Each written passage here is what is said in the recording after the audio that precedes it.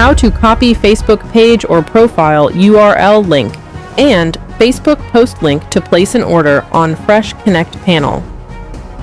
Step 1. Log into your Fresh Connect panel account by using your email and password, or sign in with your Google account. Step 2.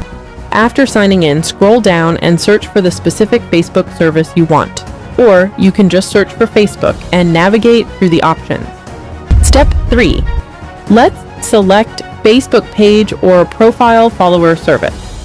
Now, you need to paste your Facebook profile link here. To do that, open your Facebook app. Go to your profile, click on the open menu icon below here. Scroll down to the bottom and copy link to profile. You can now go ahead and paste on Fresh Connect panel to complete your order. Step 4. But wait, what if you're trying to copy post link? It's simple. Go to your Facebook profile and scroll down to the post you want to engage. Then click on the link icon and ta-da! Link copied. You can now go ahead and paste on Fresh Connect panel to order post, like, views, comments, and more.